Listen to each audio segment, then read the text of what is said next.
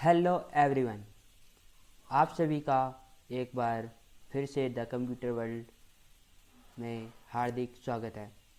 तो फ्रेंड्स, जैसा कि आप जानते हैं, अभी हमने वेब डेवलपमेंट का कोर्स चालू किया था जिसमें हमने काफ़ी कुछ सीखा। हमने इंट्रो पार्ट देखा था, हमने उसमें देखा कि HTML क्या होती है, CSS क्या होती है, जावास्क्रिप्ट क्या होती है। फिर हमने जाना था कि एक वेबसाइट जो है वो कैसे वर्क करता है। ठीक है, उसी के रिगार्डिंग हम अब इस कोर्स में आगे बढ़ते हैं और जानते हैं कि HTML क्या होता है, और हम यहाँ पे HTML स्टार्ट करेंगे अब। तो चलिए चलते हैं, करते हैं HTML की स्टार्टिंग। तो HTML को स्टार्ट करने से पहले हम कुछ सॉफ्टवेयर डाउनलोड करेंगे, ठीक है, जिसमें हम अपनी कोडिंग लिखेंगे HTML की जितनी भी है।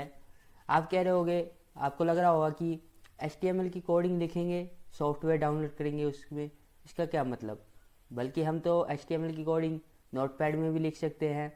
हाँ, आप लिख सकते हैं नोटपैड में, लेकिन मैं आपको ये सॉफ्टवेयर इसलिए डाउनलोड करवा रहा हूँ क्योंकि यहाँ पे हमें बहुत सारे सजेशन मिल जाएंगे देखने को, एंड काफ़ी सोर्सेस मिल जाएगी, जिससे हमारा काम जो है वो इजी हो जाएगा और हम इजीली किसी भी कोड को हम इजीली बना पाएंगे। मतलब कहा जाए सिंपल वे में तो कम टाइम में ज़्यादा आउटपुट। ठीक है, तो चलिए करते हैं स्टार्ट। और सबसे पहले हम डाउनलोड करते हैं अपना सॉफ्टवेयर। ठीक है, तो मैं आपसे कहूँगा कि आप एक नया टैब खोलें, उसमें लिखें विजुअल, उसमें आपको लिखना है विजुअल स्टूडियो कोड। ध्यान दीजिएगा, यहाँ पूरा लिखना है आपको, क्या, विजुअल स्टूडियो कोड। ठीक है, जैसा कि मैंने अपने टैब में लिखा है। क्या लिखा है? Visual studio code. देन आपको एंटर मारना है। ठीक है, तो आपको एक लिंक मिलेगा जिसमें विजुअल स्टूडियो कोड, यहाँ आपको देखने को तो कई सारे लिंक मिल गए। ठीक है, देख सकते हैं विजुअल स्टूडियो microsoft.com, ठीक है, विजुअल स्टूडियो tutor.com। तो आपको जिस लिंक पे क्लिक करना है वो है आपका ऑफिशियल, जिसमें आपको लिखा होगा माइक्रोसॉफ्ट। ठीक है, तो HTTP विजुअल स्टूडियो माइक्रोसॉफ्ट, इस पे क्लिक करते हैं हम। ठीक है, यहाँ पे आप देख सकते होंगे कि विजुअल स्टूडियो कोड आ रहा है यहाँ पे, ये देख सकते हैं तीसरे टैब में। ठीक है, विजुअल स्टूडियो कोड। ठीक है, और काफ़ी सारे विजुअल स्टूडियो आ गए, विजुअल स्टूडियो फॉर मैक आ गए। तो आपको विजुअल स्टूडियो और visual studio for Mac download नहीं करना, आपको डाउनलोड करना है विजुअल स्टूडियो कोड। ठीक है, क्या करना है आपको? Visual studio code. ठीक है, तो हम देख सकते हैं यहाँ पे विजुअल स्टूडियो कोड जो है हम कई सारे ऑपरेटिंग सिस्टम में डाउनलोड कर सकते हैं। जैसे कि हम विंडोज़ में डाउनलोड कर सकते हैं, मैक्स में डाउनलोड कर सकते हैं, मैकबुक में, एंड लिनक्स। ठीक है, तो हमें क्या करना है, आप अपने ऑपरेटिंग सिस्टम के हिसाब से इसे डाउनलोड कर लेना। ठीक है, क्योंकि कईयों का ऑपरेटिंग सिस्टम मान सकता हूँ उसका, किसी का मैक होगा, किसी का लिनक्स होगा। ठीक है, एंड एनी मोर, और कोई भी ऑपरेटिंग सिस्टम हो तो उसके लिए भी है। ठीक है, तो मैं आपको विंडोज़ के लिए डाउनलोड करवाना सिखाऊंगा क्योंकि जो मेरा ऑपरेटिंग सिस्टम है वो विंडोज़ है। ठीक है, तो विंडोज़ के लिए डाउनलोड करते हैं। चलिए, विंडोज़ पे क्लिक किया। ठीक है, जैसे ही मैंने क्लिक किया, ये मेरा VS कोड का जो सेटअप है वो इंस्टॉल होना चालू हो जाएगा। ठीक है, तो यहाँ पे सबसे पहले मेरे से कुछ लोकेशन मांग रहा है कि हम इस सेटअप को कहाँ पे रखना चाहते हैं। ठीक है, तो मैं बेसिकली इस सेटअप को अपने डाउनलोड में ही रखूँगा और कहीं नहीं रखूँगा, इसलिए डाउनलोड पे जाके सेव पे क्लिक कर दीजिए। तो ये मेरा जो विजुअल स्टूडियो कोड है वो डाउनलोड हो रहा है।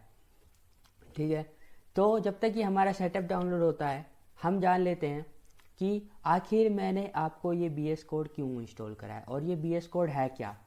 ठीक है, तो बेसिकली VS कोड ये है, VS कोड एक IDE है। ठीक है, IDE है। IDE मतलब कि इंटीग्रेटेड डेवलपमेंट एनवायरनमेंट। ठीक है, ये एक ऐसा इन्वायरमेंट है जहाँ पे हम अपनी कोड को लिखते हैं। ठीक है, वो हमें इन्वायरमेंट प्रोवाइड करता है, एक प्लेटफॉर्म प्रोवाइड करता है कि जहाँ पे हम अपना कोड लिख सकें। बेसिकली आप कह सकते हैं कि ये तो हम नोटपैड में भी लिख सकते हैं, वो भी तो एक प्लेटफॉर्म है, हम वहाँ पे लिख सकते हैं। ठीक है, हाँ डेफिनेटली आप वहाँ पे लिख सकते हो, लेकिन वहाँ नोटपैड की अपनी ही कुछ कमियाँ हैं। ठीक है, इसलिए मैं रिकमेंडेड नहीं करूँगा कि आप नोटपैड में लिखें। आप लिखना चाहें तो लिख सकते हैं, कोई बुराई नहीं है, आप लिख सकते हैं। अदर कोई भी लिखना चाहे वो लिख सकता है, लेकिन मैं उसकी बेनिफिट्स और कमियां बता रहा हूँ कि इसके क्या बेनिफिट्स हैं और उसके क्या बेनिफिट्स हैं। ठीक है, तो वहाँ पे हमें ये एक कमी लगी मेरे अकॉर्डिंग। ठीक है, कि हम किसी नोटपैड में हमने लिखा कोई प्रोग्राम, ठीक है मान लो, तो एक तो वहाँ हमें कोई सजेशन नहीं देता है, हमें पूरा का पूरा कोड खुद से लिखना पड़ता है। ठीक है, और इस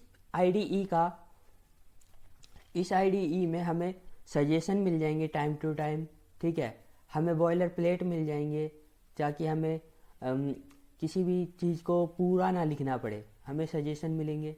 ठीक है, एंड देन अगर हमने कोई गलती करी है तो वो भी हमें सजेस्ट करेगा कि हमने कहाँ पे गलती करी है। ठीक है, फॉर एग्जांपल मैं कहूँ, मान लो आपने सी पढ़ी होगी, मैं ये मान सकता हूँ कि आपने सी तो पढ़ी होगी ज़रूर।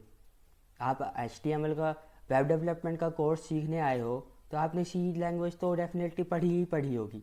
ठीक है, तो मैं कहूँ कि आपने सी लैंग्वेज में एक छोटा सा प्रोग्राम बनाया।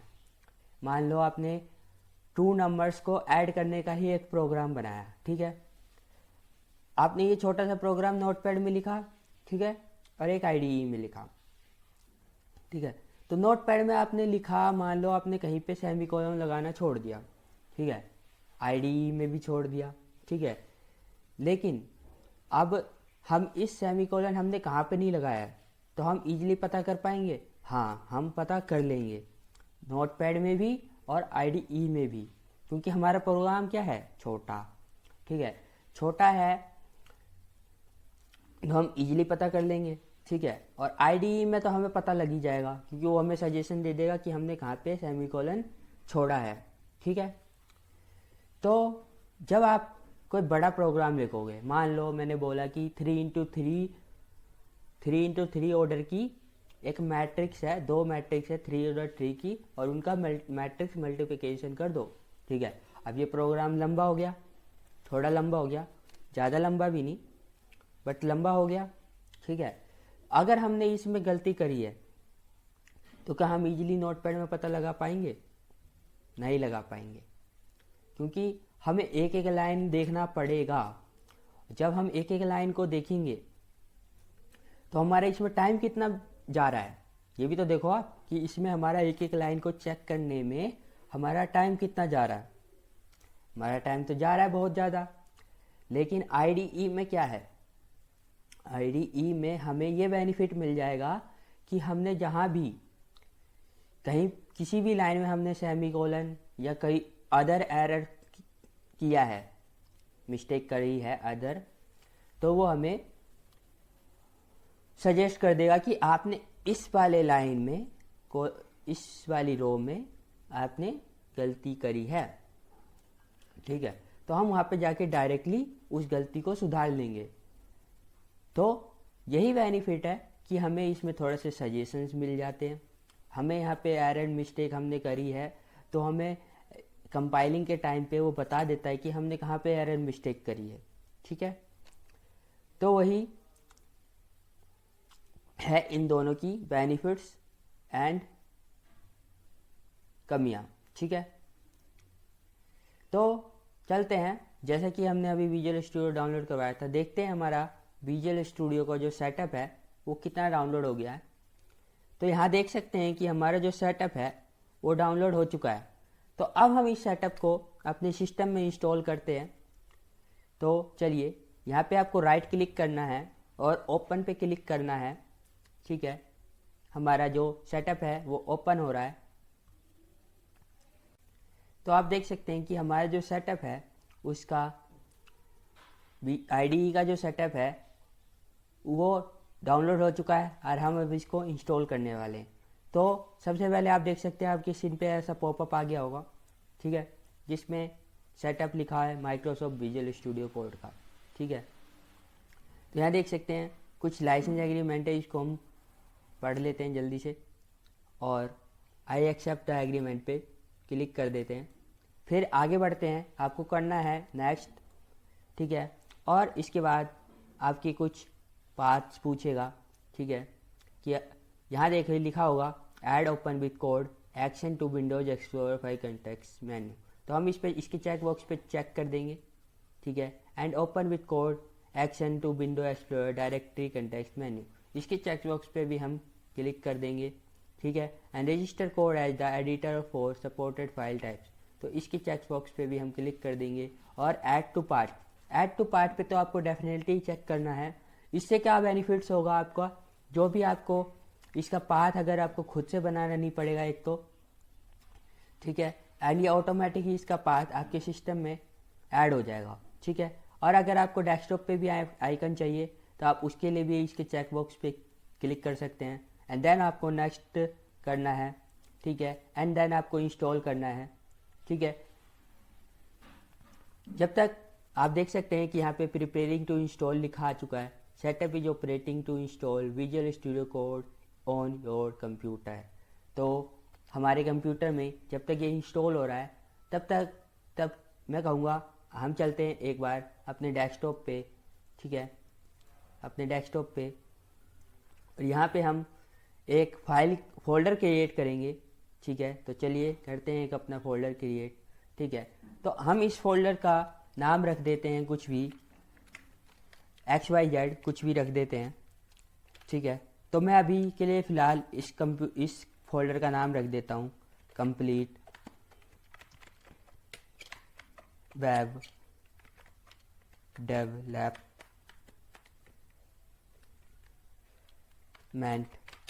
Course, complete web development course. ठीक है, तो आप देख सकते हैं कि जो हमारा सेटअप है वो इंस्टॉल हो चुका है एंड देन हम इस पर क्या करेंगे, फिनिश कर देंगे। और यहाँ लिखा है लॉन्च विजुअल स्टूडियो कोड। ठीक है, तो अभी हम इस पर लॉन्च नहीं करेंगे। ठीक है, लॉन्च हटा देते हैं। ठीक है, फिनिश करता हूँ मैं इस पर। फिनिश करते ही जो हमारा विजुअल स्टूडियो कोड है वो कम्प्लीटली इंस्टॉल हो चुका है। तो फ्रेंड्स, कॉन्ग्रेचुलेसन, हमने अपना IDE इंस्टॉल कर लिया है। ठीक है, और अभी हम बात कर रहे थे कि एक फ़ोल्डर क्रिएट करते हैं। ठीक है, तो हमने फ़ोल्डर क्रिएट कर लिया। तो बेसिकली हमने ये फ़ोल्डर क्यों क्रिएट किया, आपके माइंड में एक क्वेश्चन आएगा कि हमने ये फ़ोल्डर क्यों क्रिएट किया, वाई। तो हमने ये फ़ोल्डर इसलिए क्रिएट किया क्योंकि जो भी हम HTML, CSS, जावा, ठीक है, एंड अदर लैंग्वेज लिखेंगे अपने वेबसाइट को डेवलप करने के लिए, ठीक है, तो उसकी जितनी भी फाइल्स हैं वो हम अपने इसी वाले फ़ोल्डर में रखेंगे, कंप्लीट वेब डेवलपमेंट कोर्स वाले फ़ोल्डर में। ठीक है, आपने इस फोल्डर का कोई और दूसरा नाम दिया होगा, तो उस फोल्डर को अपने VS कोड में रखना है एंड देन उसके अंदर जो भी हम HTML की फाइलें वगैरह लिखेंगे वो सारी इस कंप्लीट वेब डेवलपमेंट के कोर्स में हम रखेंगे, इस फोल्डर में रखेंगे। तो इस फोल्डर को ओपन करते हैं। ठीक है, तो अब मैं आपसे कहूँगा कि एक बार आप राइट क्लिक कीजिए और यहाँ पे आपको देखने को मिल रहा होगा ओपन विथ कोड। ठीक है, इस फोल्डर को अपने VS कोड में ओपन करने का दो रास्ते हैं।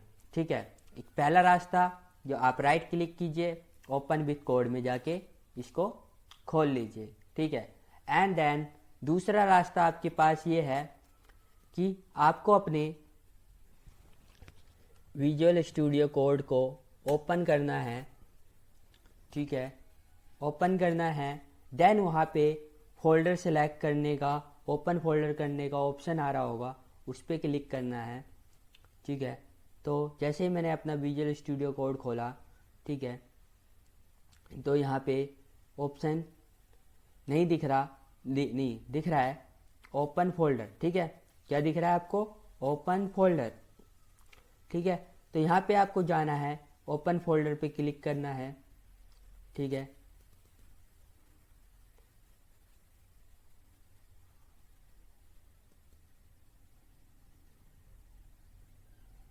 ओपन फोल्डर पे क्लिक करना है, देन हमें फाइल सिलेक्ट कर लेनी है जो भी हमने बनाई थी। तो हमने कहाँ पे बनाई थी अपनी फोल्डर? डेस्कटॉप पे।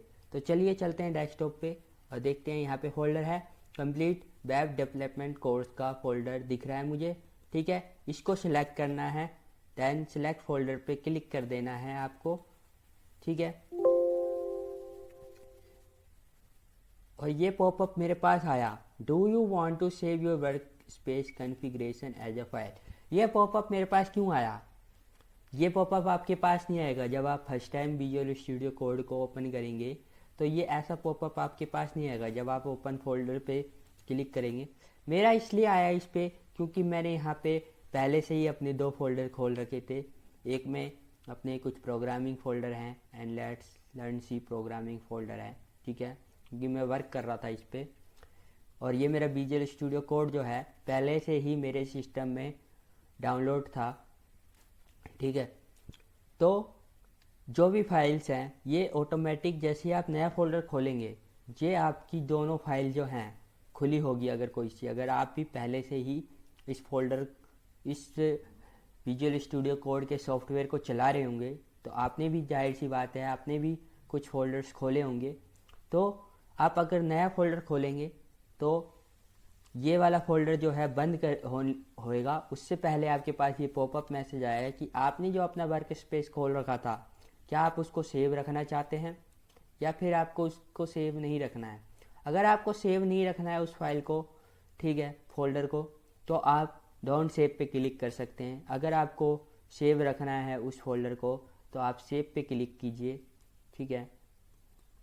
तो जैसा कि मुझे इसको रखना था तो मैंने सेव पे क्लिक कर लिया और मैं इसको अपने डेस्कटॉप पे ही रख देता हूँ, ठीक है। मैंने सेव कर दिया अपने फोल्डर को। और अब जैसे ही वो सेव हो गया, मेरा नया वाला फोल्डर जो है वो ओपन हो गया। वो ओपन हो गया, देख सकते हैं आप, ये मेरा फोल्डर है, ठीक है। तो चलिए अब स्टार्ट करते हैं अपने HTML के रास्ते को। हमने IDE इंस्टॉल कर लिया है। तो दोस्तों जैसा कि आप देख रहे होंगे ये विजुअल स्टूडियो कोड खुल गया है, ठीक है। HTML स्टार्ट करने से पहले मैं आपको थोड़ी सी बातें बता दूं, ठीक है। यहाँ पे आपको 6 तरह की चीज़ें दिख रही होंगी, ठीक है। एंड आपको यहाँ पे एक गियर आइकन दिख रहा होगा, ठीक है। तो ये क्या है? ये पहला वाला जो है ये एक्सप्लोरर है। इससे क्या करेंगे हम, इससे जो होता है हमारा, ये जो हमारा अभी टैब खुला हुआ था साइड में, उसको हम ओपन या क्लोज कर सकते हैं इस पर क्लिक करके। और इसमें क्या है कि इसमें क्या शो होते हैं हमारे जो ओपन एडिटर। ओपन एडिटर मतलब कि जो भी हमने अभी इस टाइम पे फाइल खोल रखी है, जैसे अभी गेट स्टार्टेड की फाइल खुली हुई है, ठीक है। तो यहाँ पे आपको ओपन एडिटर में क्या दिखेगा? गेट स्टार्टेड दिख रहा है। एंड देन हमारी यहाँ पे फोल्डर्स है जो अभी हमने क्रिएट करी, ठीक है। यहाँ पे हमारी फोल्डर्स दिख रही हैं, बस यही। देन नेक्स्ट है सर्च। यहाँ पे हम कुछ भी सर्च कर सकते हैं जो भी हमें सर्च करना हो। ये हमारा क्या है? Source control. यहाँ पे हमें सोर्स कंट्रोल जैसे गिट वगैरह डाउनलोड करने के लिए हमें ऑप्शन मिल जाएंगे, ठीक है। और ये हमारा रन एंड डिबग, तो इसके बारे में हम ज़्यादा बात नहीं करेंगे, आने वाले लेक्चर में हम इसके बारे में बात करेंगे। तो अभी के लिए आगे बढ़ते हैं। और यहाँ पे हमारे कुछ एक्सटेंशन है, ठीक है। एक्सटेंशन हम डाउनलोड कर सकते हैं यहाँ पे अपने, ठीक है। और यहाँ पे हमारा क्या है? रिमोट एक्सप्लोरर, ठीक है। और यहाँ पे हमारे गियर आइकन, ठीक है। गियर आइकन मतलब सेटिंग, यहाँ पे हम सेटिंग कर सकते हैं, ठीक है। तो यहाँ पे कुछ सेटिंग दिखते हैं, command palette, extension, keyboard shortcut, ठीक है, काफ़ी तरीके से, कलर, थीम, ठीक है। तो मैं VS कोड के अंदर तो ज़्यादा जाऊँगा नहीं, ठीक है। अगर आपको VS कोड पूरा सीखना है तो इसके रिगार्डिंग भी एक वीडियो आ जाएगी, ठीक है, जिसमें आपको पूरा वन शॉट एक VS कोड का पूरा ट्यूटोरियल मिल जाएगा, ठीक है। तो अभी के लिए चलते हैं अपने एक्सप्लोरर में और एक फ़ाइल बनाते हैं, ठीक है। हम अपना एक पहला फाइल बनाते हैं। जैसे मान लो हमने बोल दिया XYZ, ठीक है, .html, ठीक है, ये हमने एक फ़ाइल बना दिया, ठीक है। तो ये क्या है, ये हमारी एक HTML की फ़ाइल है। और आप देख रहे होंगे कि यहाँ पे ये आगे सिंबल दिख गया ब्रैकेट का, तो ये क्या है, ये हमारे HTML का ही एक सिंबल है, ठीक है, मतलब कि ये हमारी एक HTML फाइल है। एंड देन हमने बोल दिया XYZ.CSS, ठीक है। तो CSS के आगे भी एक सिंबल आ गया, तो ये क्या है, हमारी एक CSS की फाइल है, ठीक है। एंड देन हम एक और फाइल बना लेते हैं जिसका नाम रख देते हैं XYZ.js, ठीक है। तो ये क्या है, ये हमारी एक जावास्क्रिप्ट की फाइल है, ठीक है। तो हम CSS और जावास्क्रिप्ट पे जाएंगे नहीं, ठीक है। अभी हम HTML की बात करेंगे, ठीक है, क्योंकि अभी हम सिर्फ HTML पे फोकस करेंगे। देन हम उसके बाद CSS पे जाएंगे, देन JS पे जाएंगे, ठीक है। तो अभी के लिए मैं इसको बंद कर देता हूँ और हम HTML की बात करते हैं, ठीक है। तो जैसे कि आपको पता है कि HTML क्या होती थी, HTML हमारी वेबसाइट की बॉडी होती थी, जिसके अंदर हम बॉडी बनाते थे, ठीक है, किसी अपनी वेबसाइट का, ठीक है। तो उसी बॉडी को अब हम प्रैक्टिकली करके अपने कोड लिखेंगे, ठीक है। तो सबसे पहले मैं आपको कहूँगा कि आप एक्सप्लेनेशन का सिंबल लगाएं। तो देखिए ये एक एक्सप्लेनेशन का सिंबल जैसे ही मैंने लगाया, ठीक है, यहाँ पे आपको दिख रहा होगा इमेट एब्रीवेशन, ठीक है। तो देखिए सबसे बड़ा बेनिफिट एंड सबसे बड़ा एग्जांपल आपको अभी दिख गया कि हमने ये IDE क्यों डाउनलोड करी थी, ठीक है। और हमने नोटपैड में कोडिंग ना करने की जगह हमने रिकमेंडेड किया कि हम इस IDE में अपना कोड करेंगे। तो आप देख सकते हैं यहाँ पे जैसे ही आपने एक्सप्लेनेशन का सिंबल लगाया, आपको एक सजेशन मिल गया इम्बेड एब्रीवेशन, ठीक है, इम्बेड एब्रीवेशन पे आप जैसे ही क्लिक करेंगे तो आपको क्या होगा, एक HTML का बॉयलर प्लेट मिल जाएगा, HTML का बॉयलर प्लेट मिल जाएगा। जो अभी आप स्क्रीन पे देख रहे होंगे ये क्या है, मेरे एक HTML का बॉयलर प्लेट, ठीक है, जहाँ हम इसके अंदर अपना वेबसाइट का कोड लिखेंगे, ठीक है। आपको लग रहा होगा कि ये तो HTML का बॉयलर प्लेट मिल गया, तो हमने इतनी ऑलमोस्ट तो कोड लिख ही ली, तो हमारी तो वेबसाइट डेवलप हो गई। नहीं, ये हमारी वेबसाइट डेवलप नहीं हुई है अभी। ये हमारा वेबसाइट HTML का कहूँ तो बॉयलर प्लेट है, जिसके अंदर ही हम, ठीक है, अपना क्या करेंगे, अपना HTML का कोड लिखेंगे, ठीक है। तो आपको दिख रहे होंगे यहाँ पे कुछ डॉक टाइप HTML, ठीक है, ये मेटा टैग वगैरह, ये क्या है, तो ये हम आने वाले आगे जो भी लेक्चर है हमारे उसमें हम इसे डीपली सीखेंगे कि ये बॉयलर प्लेट है, इसके हर एक बेसिक स्ट्रक्चर को समझेंगे, ठीक है। तो अभी के लिए सिर्फ मोटा मोटा आप जान लीजिए कि टाइटल में हम लिखते हैं अपना, जैसे मैंने लिख दिया द कंप्यूटर वर्ल्ड, ठीक है। तो ये क्या है, टाइटल, ये टाइटल है हमारे वेबसाइट का टाइटल, ठीक है। एंड बॉडी में हम अपने कोड लिखते हैं, ठीक है, बॉडी में हम क्या लिखते हैं, वेबसाइट पे जो भी हमें देखना है उसका हम कोड लिखते हैं, ठीक है। उसी के अंदर जो भी हम कुछ लिखेंगे तभी वो हमारे जो है स्क्रीन पे वेबसाइट पे दिखेगा, ठीक है। अदरवाइज अगर मैं बिना कुछ लिखे इसमें चला दूं तो आपको नहीं दिखेगा, ठीक है। तो हम इसको देखते हैं चला करके कि हमारा जो वेबसाइट है कैसा दिख रहा है। तो सबसे पहले इसे चलाने के लिए हमारे पास एक सर्वर होना चाहिए, तभी तो हम चला पाएंगे अपने इस वेबसाइट को। जब तक हमारे पास कोई सर्वर ही नहीं होगा तो हम कैसे चला पाएंगे। तो चलिए इसके लिए हम एक सर्वर डाउनलोड करते हैं, ठीक है। तो सबसे पहले आपको जाना है एक्सटेंशन पे और वहाँ पे आपको लिखना है लाइव सर्वर। ठीक है, तो लाइव सर्वर के नाम से आपको एक ये दिख रहा होगा, यहाँ पे आपको जाना है। ठीक है, और आपको अब यहाँ पे दिख रहा होगा इंस्टॉल का बटन, तो आपको इंस्टॉल पे क्लिक करना है।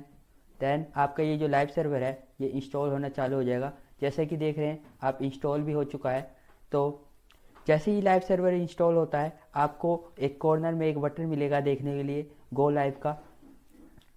ठीक है, अगर आपको ये गो लाइव का बटन नहीं दिखता है तो घबराइएगा मत, आप अपने विजुअल स्टूडियो कोड को एक बार रीस्टार्ट कर सकते हैं। ठीक है, जैसे ही आप रीस्टार्ट करेंगे अपने सिस्टम को आपको गो लाइव का बटन दिखने लग जाएगा। ठीक है, तो जैसे कि हमने लाइव सर्वर इंस्टॉल कर लिया है तो हम चलते हैं एक बार इसको चला के देखते हैं। तो जैसे ही मैं गो लाइव पे क्लिक करूँगा तो मेरे को एक ब्राउज़र खोल के देगा। ठीक है, तो मैं रिकमेंडेड करूँगा कि आप जो भी वेबसाइट बना रहे हैं उसके लिए बेस्ट ब्राउज़र रहेगा गूगल क्रोम, या आप किसी और भी ब्राउज़र में चला सकते हैं लाइक इंटरनेट एक्सप्लोरर।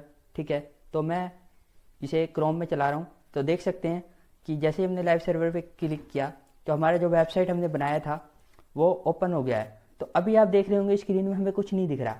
क्यों नहीं दिख रहा? क्योंकि हमने बॉडी के अंदर कुछ डाला ही नहीं।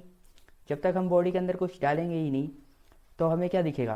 तो चलिए चलते हैं, हम अपने बॉडी के अंदर कुछ कंटेंट लिखते हैं। तो देख सकते हैं जैसे ही मैं यहाँ पे कुछ लिखूँगा दिस इज माई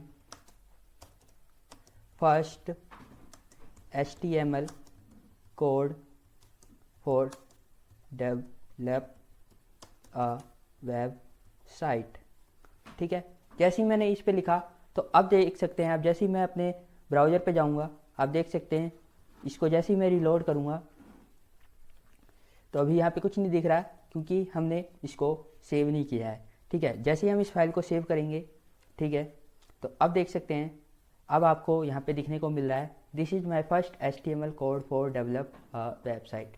तो यहाँ पे हमने बॉडी के अंदर कुछ कंटेंट लिखा जिसके बाद ही हमें जो हमारी स्क्रीन दिख रही थी उसमें दिखना चालू हुआ। तो सिंपल वे में यही है कि जब तक हम बॉडी के अंदर कुछ नहीं लिखेंगे तब तक हमें कुछ नहीं दिखेगा। हमारी स्क्रीन जो है वो वाइट की वाइट दिखेगी।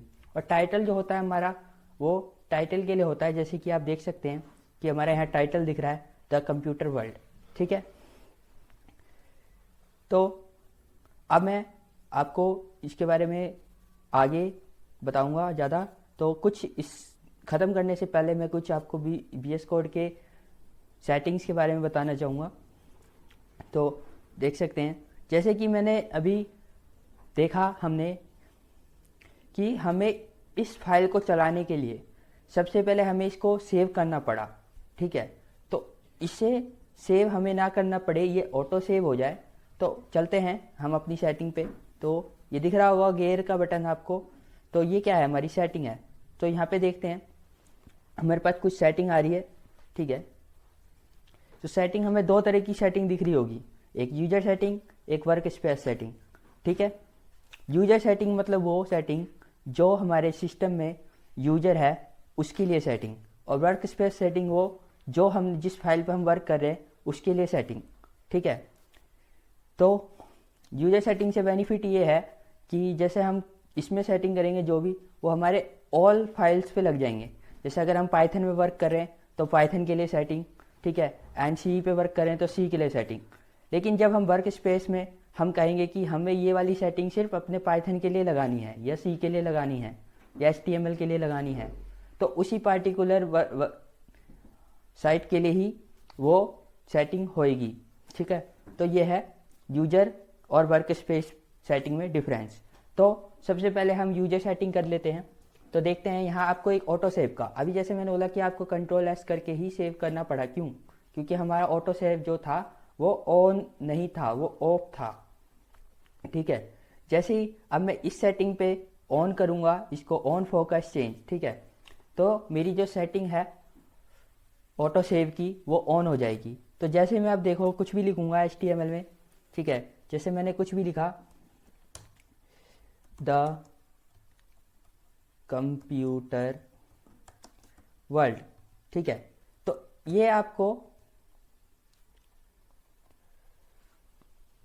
कंट्रोल एस दबा के सेव करने की ज़रूरत नहीं पड़ी, ठीक है, ये ऑलरेडी सेव हो गया, ठीक है। तो अब जैसे ही मैं इसको देखेंगे हम ब्राउज़र में जाके, तो देखिए लिखा आ रहा है द कंप्यूटर वर्ल्ड, ठीक है, आ रहा है लिखा। तो इस सेटिंग से हमें ऑटो सेव की सेटिंग मिल गई, ठीक है। तो अब चलते हैं हम अपनी दूसरी सेटिंग की तरफ। एक हमारे पास आता है क्या, टॉगल वर्ल्ड रैप, मतलब कि जैसे अभी मैं चाहूँ अपने HTML फाइल पे और यहाँ पे मैं कुछ लिख दूँ lorem 15, ठीक है। तो आप देख सकते हैं कि ये जो मेरी लाइन है ये मेरी स्क्रीन से ओवर हो गई, मतलब देख सकते हैं सिर्फ ये एक ही लाइन में आई, बल्कि इसमें वर्ड बहुत सारे हैं, ठीक है, और मेरे स्क्रीन से ओवर होके ये बाहर की तरफ जा रही है, ठीक है। तो सेटिंग करेंगे हम दूसरी, क्या कि हम सेटिंग पे जाएंगे, ठीक है, और वहाँ पे हमें लिखना है, टेक्स्ट एडिटर में जाएंगे, ठीक है, टेक्स्ट एडिटर में जाके आपको सर्च करना है क्या कि टॉगल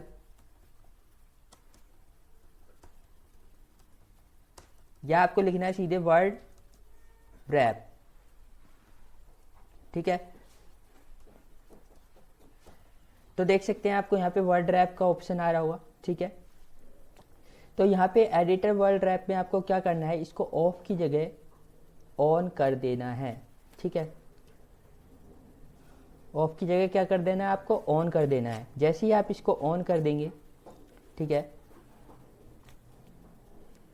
देन आप देख सकते हैं कि अब जो हमारी लाइन आगे की तरफ जा रही थी वो रिफ्लेक्ट करके दूसरी लाइन से स्टार्ट हो गई है, ठीक है। तो ये फ़ायदा है टॉगल वर्ल्ड रैप का। देन अब हम कुछ कीवर्ड्स की सेटिंग करेंगे, और एक सेटिंग और कराऊंगा मैं, उससे पहले कीवर्ड की शॉर्टकट की सेटिंग करने से पहले एक हमारे पास होता है जूम, व्हील जूम का, माउस व्हील जूम, ठीक है। इस पे क्लिक करने से आपको क्या बेनिफिट मिलेगा, इसको क्लिक करने से आपको बेनिफिट मिलेगा ये, जैसे ही मैं अभी HTML की फाइल पे जाऊं और मैं कंट्रोल के साथ माउस व्हील को स्क्रॉल करूं, तो देखिए मैं अपने टेक्स्ट को छोटा बड़ा कर सकता हूं। दिख रहा है आपको, जैसे मैं छोटा बड़ा कंट्रोल के साथ स्क्रॉल करने पे कर रहा हूं, ठीक है।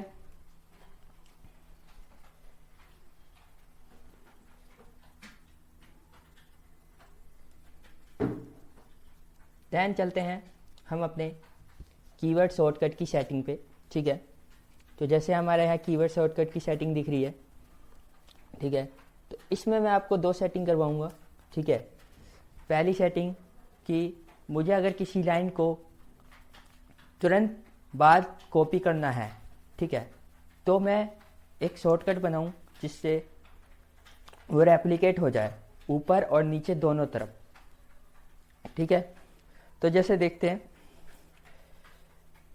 उसके लिए आपको लिखना है यहाँ पे copy line down and up, आपको दिख रहे होंगे यहाँ पे कॉपी लाइन डाउन अप। ये हमारी जो सेटिंग होती है ये डिफ़ॉल्ट सेटिंग होती है, ठीक है। हम अपने अकॉर्डिंग ही इसको चेंज कर सकते हैं, ठीक है। तो चलिए चेंज करते हैं अपने अकॉर्डिंग। जैसे मैं बोल दूं कि मैं कंट्रोल डी लगाऊं, ठीक है, कंट्रोल डी लगाना चाहता हूं अपने कॉपी लाइन डाउन के लिए, ठीक है, एंटर मारूंगा कंट्रोल डी। तो अब यहाँ देख रहे हैं सोर्स क्या यूजर आ रहा है लिखा, मतलब यूजर के द्वारा इसकी सेटिंग जो है चेंज कर दी गई है। मैं दोबारा लगाता हूँ कंट्रोल अप के लिए, तो कंट्रोल अप के लिए कंट्रोल यू लगाऊंगा मैं, ठीक है, और एंटर मारूंगा तो देखिए यहाँ पे इसकी सेटिंग भी चेंज हो गई है। ऐसे ही आप अगर किसी और अदर शॉर्टकट की सेटिंग चेंज करना चाहते हैं तो आप यहाँ पे कीवर्ड शॉर्टकट में जाके इसकी सेटिंग चेंज कर सकते हैं, ठीक है। तो चलिए देखते हैं अभी जो हमने अपने कीवर्ड शॉर्टकट की सेटिंग चेंज करी थी तो क्या वो वर्क कर रही है कि नहीं कर रही। तो देखते हैं, जैसे कि अभी हमने सेटिंग चेंज करी किसकी, कॉपी लाइन डाउन की, ठीक है। कॉपी लाइन डाउन के लिए हमने सेटिंग क्या बनाया, कंट्रोल डी, ठीक है। जैसे ही मैं कंट्रोल डी प्रेस करूँगा तो हम देख सकते हैं कि ये जो हमने लाइन थी वो रेप्लिकेट हो गई है, ठीक है। तो यहाँ से हमें पता चला कि हमारा कंट्रोल डी वाला शॉर्टकट जो हमने चेंज किया था वो तो वर्क कर रहा है। अब हम चेक करते हैं कि कंट्रोल यू वाला शॉर्टकट हमारा चेक कर रहा है, जो हम अपर लाइन के को रेप्लिकेट करने के लिए चेक करते हैं। तो देखिए, जैसे मैं यहाँ पे लिख दूँ क्या, हेलो, ठीक है। अब जैसे ही मैं कंट्रोल यू प्रेस करूँगा तो आप देख सकते हैं कि अपर लाइन के लिए भी ये रेप्लिकेट हो गया। तो हमारे दोनों ही शॉर्टकट वर्क कर रहे हैं, ठीक है। तो जैसे मैं आपको एक चीज़ और बताऊं, जैसे हमने कोई भी कीवर्ड सेटिंग करी या कोई भी सेटिंग करी, ठीक है, तो उसकी एक जेएसएन फाइल बनती है। तो जैसे मैं कीवर्ड की जेएसएन फाइल दिखाऊं आपको यहाँ पे क्लिक करके, तो ये जो हमारी सेटिंग है, ये जो हमारी जेएसएन फाइल जो है, जो भी हमने यूजर द्वारा सेटिंग करी, ठीक है, तो उसकी हमारी एक जेएसएन फाइल बन गई। और डिफ़ॉल्ट सेटिंग की तो डिफ़ॉल्ट ही रहेगी, ठीक है। जो भी हमने चेंजमेंट करी अपनी डिफ़ॉल्ट सेटिंग से हट के, तो उसकी एक फ़ाइल बनती है, वो होती है जेएसएन फाइल, जिसमें हम जेएसएन फाइल में जाके देख सकते हैं कि हमने क्या क्या सेटिंग चेंजमेंट करी थी, ठीक है। अगर हम उस सेटिंग को दोबारा चेंज भी करना चाहें तो कर सकते हैं, यहाँ पे भी जाके जेएसएन फाइल पे भी डायरेक्टली, या फिर अपने कीवर्ड शॉर्टकट में जाके वहाँ से चेंज कर सकते हैं, ठीक है। तो और सेटिंग जो हमने सेटिंग करी थी उसकी भी एक जेएसएन फाइल बनी है। तो आप देख सकते हैं, जैसे मैं जेएसएन फाइल पे क्लिक करूँगा तो यहाँ पे हमने क्या क्या सेटिंग चेंज कर रखी है। जैसे हमने कलर थीम चेंज किया है, हमने अभी वर्ड रैप ऑप्शन को ऑन किया था, ठीक है, लाइव सर्वर इंस्टॉल कर रखा है, एंड माउस व्हील वगैरह की सेटिंग चेंज करी। तो यहाँ पे आपको सारी सेटिंग मिल रही है कि हमने क्या क्या सेटिंग चेंज करी थी, ठीक है। और डिफ़ॉल्ट सेटिंग तो हमारी डिफ़ॉल्ट सेटिंग ही है, जो पहले से ही डिफ़ॉल्ट है, ठीक है। तो आपको यहाँ पे एक दिख रहा होगा गो लाइव का बटन, ठीक है। जैसे ही हम इस गो लाइव क्लिक करेंगे तो हमारा जो वेब सर्वर है वो ऑन हो जाता है, जैसे कि आपको पता है, देख सकते हैं आप, ये हमारा सर्वर और ऑन हो चुका है, ठीक है। लेकिन यहाँ आपको अब दिख रहा है ऑप्शन किसका, पोर्ट का, ठीक है। जब तक हम पोर्ट पे क्लिक नहीं करेंगे, जब तक हमारा जो लाइव सर्वर चल रहा है वो बंद नहीं होगा, ठीक है। तो देख सकते हैं जैसे कि अभी हमारा लाइव सर्वर चल रहा है, ठीक है। यहाँ आप कितना भी रिफ्रेश कर दीजिए ये चलता रहेगा, ठीक है। दैन अगर जैसे ही हम इस पोर्ट को क्लोज करते हैं, ठीक है, तो हमारा जो लाइव सर्वर है वो बंद हो चुका है। तो जैसे ही अब हम ब्राउज़र पे जाएंगे अपने, तो यहाँ देखेंगे कि अभी ये दिख रहा है जैसे, लेकिन हम इसको रिफ़्रेश करेंगे तो हमें एक एरर का मैसेज देगा। वो जो क्या देगा, this site can not be reach, मतलब कि हमारी साइट जो है वो अवेलेबल नहीं है, क्योंकि हमने अपना सर्वर ही बंद कर दिया है, ठीक है। सर्वर बंद मतलब हमारी वेबसाइट बंद, ठीक है, क्योंकि वेबसाइट जो है एक सर्वर पे वर्क करती है। जब तक सर्वर चलेगा तब तक हमारी वेबसाइट चलेगी। तो जब हमने अभी सर्वर ही बंद कर दिया तो हमारी वेबसाइट भी क्लोज होगी, ठीक है। तो अब लास्ट एक चीज़ और, अब मैं आपको ले जाऊंगा टर्मिनल पे, ठीक है। टर्मिनल क्या होता है, न्यू टर्मिनल। टर्मिनल में हम अपने कोड को रन करते हैं, जैसे कि दिख रहा है। अब यहाँ पे एक चीज़ है कि जैसे हम नोटपैड में देखते थे तो हमें वहाँ पे अलग से टर्मिनल खोलने की ज़रूरत पड़ती थी, ठीक है। लेकिन यहाँ पे ऐसा नहीं है, यहाँ पे हमें इनबिल्ट टर्मिनल मिल रहा है, ठीक है। इस टर्मिनल को जैसे ही मैंने खोला तो मेरे यहाँ डिफ़ॉल्ट पावर शेल खुल गया, ठीक है, क्योंकि मैंने अपने पावर शेल के हिसाब से सेट कर रखा है। अगर आप कोई और भी कमांड सेट करना चाहते हैं तो आप सेट कर सकते हैं। जैसे सिलेक्ट डिफ़ॉल्ट प्रोफाइल पे जाना है आपको कुछ और सिलेक्ट करने के लिए, तो यहाँ पे कई सारी सेटिंग आ गए, जैसे पावर शेल आ गया, कमांड प्रॉम्प्ट आ गया, जावास्क्रिप्ट डिबग टर्मिनल आ गए, विंडोज़ पावर शेल आ गए। तो आप अपने अकॉर्डिंग ही चेंज कर सकते हैं। तो मैं इसको पावर शेल ही रहने दूंगा क्योंकि मुझे पावर शेल सही लगता है थोड़ा, ठीक है। तो सो एवरीवन, आज के लिए इतना ही। मिलते हैं अपने नेक्स्ट लेक्चर में। हम आने वाले लेक्चर में सीखेंगे कि हम अपने HTML का बेसिक स्ट्रक्चर को जानेंगे कि ये क्या है, ठीक है। तो थैंक यू सो मच।